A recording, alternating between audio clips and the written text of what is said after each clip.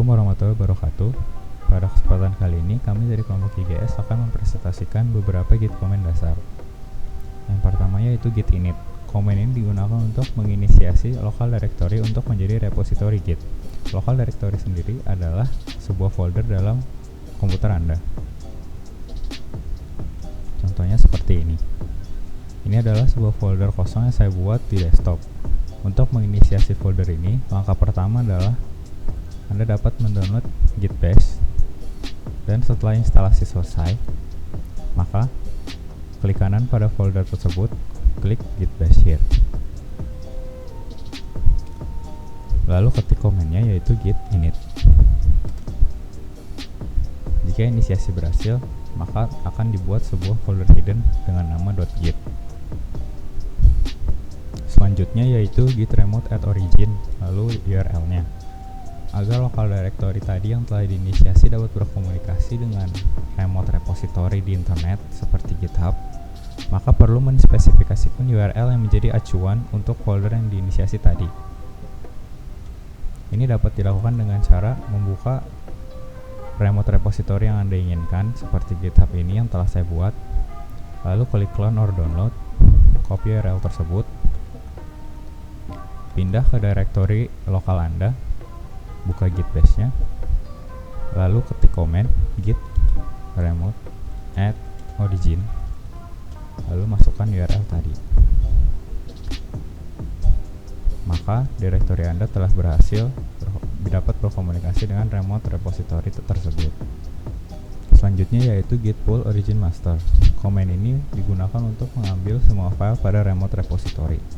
Komen ini bisa dibaca seperti kita akan melakukan git pull yang dituju ke origin dari sumber yaitu master, di mana origin adalah nama default dari local directory Anda yang tadi. Master merupakan branch pertama dari remote repository dan branch merupakan pointer yang merujuk ke repository. Nah, ini dapat dilakukan dengan seperti ini. Git pull origin master.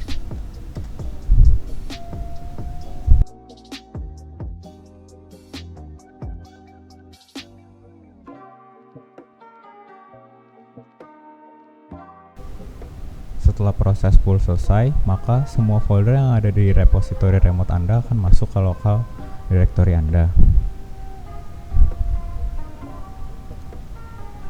Selain local repository, ada istilahnya yaitu remote repository. Remote repository itu merupakan salinan dari local repository yang kita simpan di laptop kita yang bisa dilihat oleh berbagai kolaborator di GitHub. Jadi ini contoh tampilannya remote repository. Jadi di sini semua orang ya tergantung dari settingan privasinya bisa melihat, dan dengan settingan tambahan juga seperti di sini bisa ditambahkan kontributor, bisa diatur siapa saja yang bisa mengubah dari isi repository tersebut. Nah, salah satu cara untuk membuat remote repository itu dengan melakukan git push.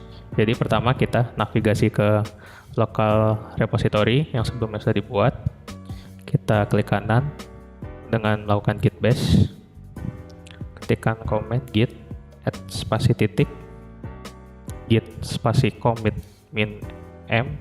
Nah, di command ini juga kita bisa tambahkan pesan commit.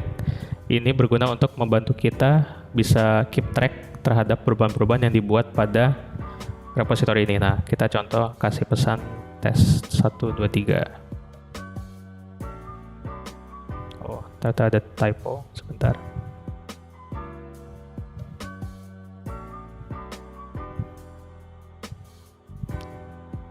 Push origin. Lalu masukkan command git push origin master. Nah, di sini Git Bash akan memunculkan window prompt untuk login ke akun GitHub. Kita masukkan kredensialnya.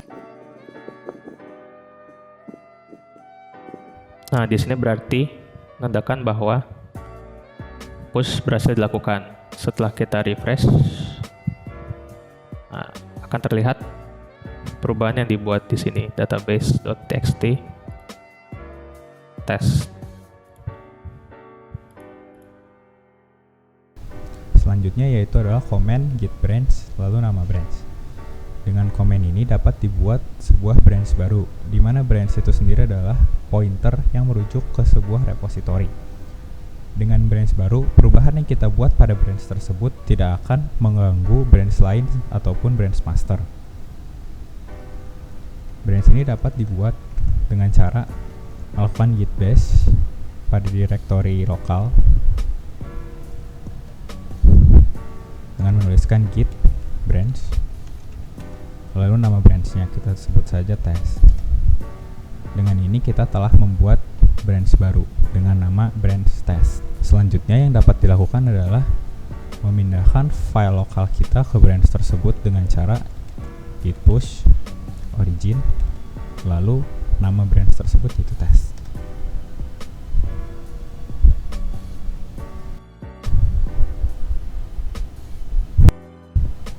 Setelah selesai dapat dilihat pada GitHub, klik. Nah, kita refresh dulu. Lalu klik branch. Ada branch baru yaitu test. Ini adalah sudah sinkron dengan local directory kita. Selanjutnya adalah pull request dan merge. Pull request merupakan terminologi spesifik yang dimiliki GitHub yang berguna memberitahu user lain terhadap commit yang dibuat pada branch Anda. Seperti tadi adalah branch test. Contohnya, misalkan branch test ingin melakukan pull request terhadap master, maka akan muncul notifikasi sebuah permintaan pull dari branch test ke master yang akan membandingkan konten-konten isi dari branch test dan branch master. Dengan pull request, jika notifikasinya sudah ada bahwa ada permintaan request, maka dapat dilakukan merge antara dua branch yang berbeda, seperti tadi contohnya test dan master. Merge ini berfungsi menggabungkan file yang sama tetapi konten yang berbeda. Akan dicontohkan sebagai berikut.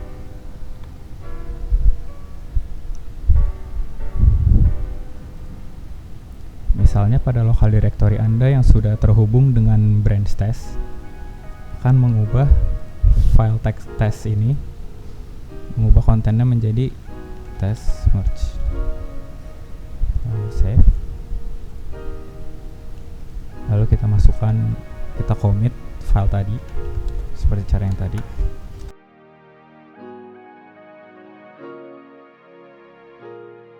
Jangan lupa git push origin, lalu parameter paling belakang adalah branch yang akan kita push yaitu test.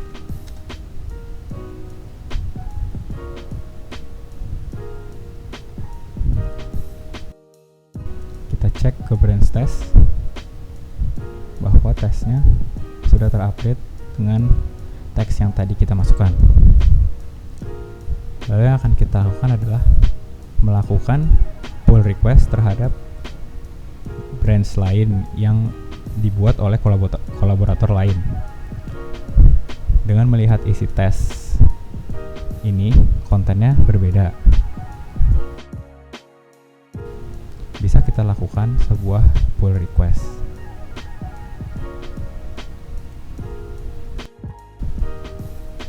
Klik new pull request. Klik compare, yang kita compare adalah test. Lalu yang menjadi base adalah yang akan kita minta pull request yaitu test 2. Lalu create pull request.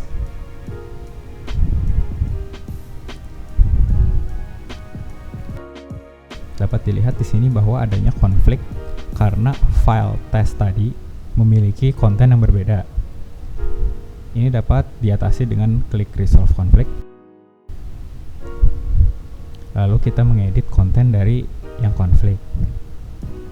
Yang di bawah tes ini adalah yang ada di branch test. Yang ada di atas tes 2 ini adalah konten yang ada di dalam branch test 2. Maka yang dapat kita lakukan adalah kita hapus, lalu kita ubah dan kita sesuaikan konten yang kita inginkan. Misalnya hello world akan saya taruh di atas. Lalu klik mark as resolve, commit merge.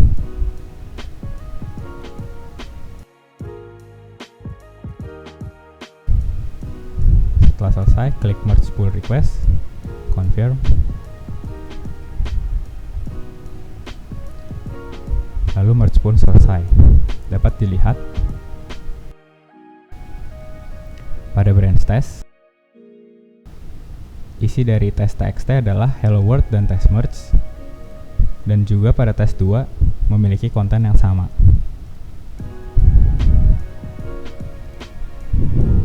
Selanjutnya, ada yang disebut dengan getStash. GetStash adalah komen yang digunakan untuk melakukan perubahan sementara pada repo yang sedang kita kerjakan. Misal, di sini kita ingin melakukan perubahan pada file database.txt. Misalnya, seperti ini, kita ingin tambahkan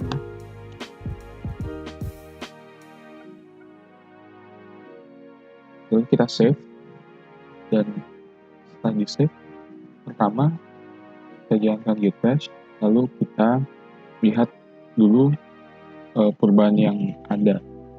Misal kita ingin cek apa saja perubahan yang sudah kita buat pada directory ini. Kita lakukan dengan command git diff. Kita bisa perubahan yang ada di file database.txt. Lalu, misal kita ingin membuat perubahan yang lain pada file atau melihat bagaimana file tersebut sebelum diubah, kita bisa lakukan command git stash save, lalu masukkan komen yang bisa digunakan untuk reminder mengenai apa perubahan yang di-save pada stash ini. Misal perubahan di database. Lalu kita bisa lihat perubahan yang kita buat di database tadi sekarang sudah hilang. Tapi perubahan yang hilang tadi itu hanya hilang untuk sementara, tidak hilang seperti kita menghapus file tersebut. File tersebut akan berada di stash. Kita bisa masukkan command git stash list, lalu misal sini ada git stash null, perubahan di database. Kalau misal kita ingin mengembalikan file tersebut, kita bisa masukkan command git stash apply, lalu kita copy ini seperti git stash apply,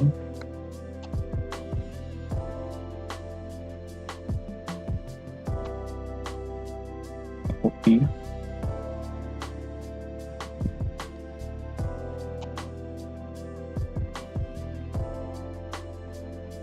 maka perubahan yang tadi kita buat sudah kembali berada di sini.